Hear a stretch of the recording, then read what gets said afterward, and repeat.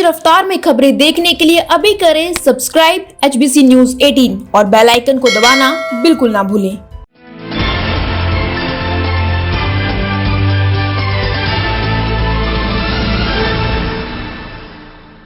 नमस्कार, क्या कहता है भारत में आपका स्वागत है।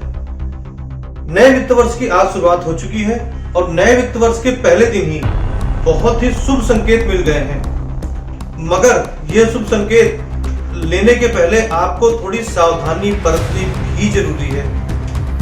पहले बात कर लेते हैं शुभ संकेत की। वो शुभ संकेत क्या है जो आज पहले ही दिन हमें मिल गए हैं।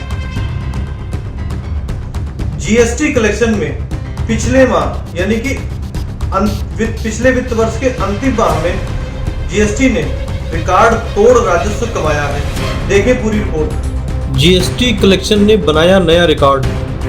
वित्त मंत्रालय के सूत्रों से मिली जानकारी के अनुसार पिछले वित्त वर्ष में समाप्त हुए अंतिम महीने मार्च में 1.23 लाख रुपए करोड़ का राजस्व मिला।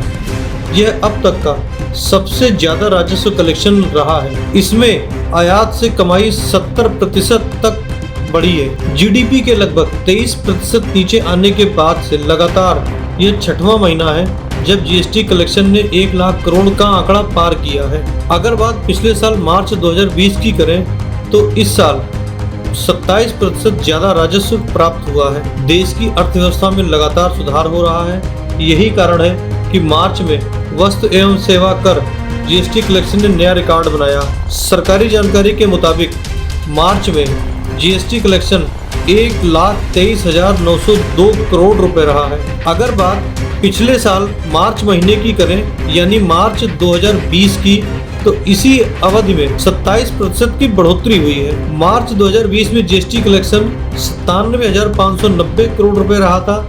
यह लगातार छठा महीना है जब जीएसटी कलेक्शन 1 लाख करोड़ रुपए के पार हो रहा है। वित्त मंत्रालय ने कहा जीएसटी लागू होने के बाद मार्च 2021 में अब तक का सबसे ज्यादा टैक्स कलेक्शन हुआ है। साथ ही पिछले 5 महीने से जारी बाजार में तेजी का ट्रेंड भी बरकरार रहा है। आंकड़ों के मुताबिक वस्तुओं के आयात से मिलने वाले जीएसटी में 70% की ग्रोथ हो रही है, जबकि घरेलू ट्रांजैक्शन से मिलने वाले राजस्व में 17% की वृद्धि हुई है। वित्त मंत्रालय के अनुसार सरकार को सीजीएसटी से 22,973 करोड़ रुपए, एसजीएसटी से 29,329 करोड़ रुपए और आईजीएसटी से 62,842 करोड़ रुपए प्राप्त हुए हैं। आईजीएसटी में आयात की जाने वाली वस्तुओं से मिले 31,097 करोड़ रुपए और सेस के तौर पर वसूले गए 8,757 करोड़ रुपए भी शामिल हैं। आईजीएसटी में से 21,889 करोड़ रुपए सीजीएसटी और 17,320 करोड़ रुपए एसजीएसटी में सेटलमेंट किए गए हैं। 31 मार्च को खत्म वित्त वर्ष 2020-21 की पहली तिमाही में जहां जीडीपी की ग्रोथ रेट नीचे चली गई थी, इसी वजह से जीएसटी कलेक्शन में पहली तिमाही में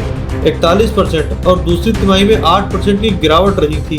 विकास दर ने तीसरी तिमाही में बढ़ोतरी लेते हुए 8% और चौथी तिमाही में लगभग 14% की दर को हासिल किया।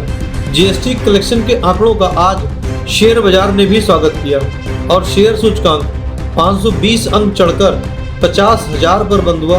वहीं निफ्टी भी 14,850 के स्तर पर बंद हुआ। शुभ संकेतों के साथ हमें सावधानी भी बरतने की जरूरत है। सावधानी कैसी? कोरोना महामारी की दूसरी लहर बहुत तेजी से कई राज्यों में फैलती जा रही है। केंद्र सरकार ने भी इस पर चिंता जताई है और आज से 45 साल से ऊपर का हर वह व्यक्ति कोरोना वैक्सीन लगवा सकता है। मगर आज की स्थिति ये थी कि कोरोना वैक्सीन सेंटर्स के ऊपर सन्नाटा रहा। लोगों में वो उत्साह नहीं दिखाई पड़ा जो होना चाहिए था। अगर आप 45 साल से ऊपर के हैं और आप स्वस्थ हैं तो आप जाएं और अपनी वैक्सीन लगवाएं। कोरोना महामारी से पिछले कल भारत में 72,000 से ज़्यादा कोरोना संक्रमित मामले सामने आए। वहीं आज 1 अप्रैल से भारत में 45 साल से ऊपर का कोई भी व्यक्ति, महिला हो या पुरुष या कोई अन्य, किसी भी कोरोना सेंटर में जाकर वैक्सीन लगवा सकता है।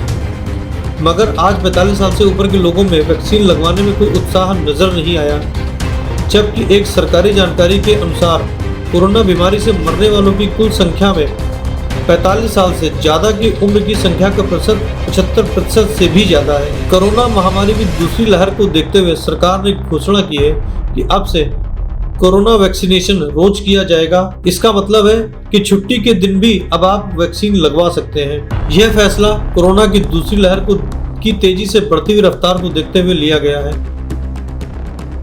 ये था क्या कहता है भारत, शुभ संकेत सावधान। HBC न्यूज़ 18 पर बने रहें और ताजा तरीन खबरों के लिए सब्सक्राइब करें।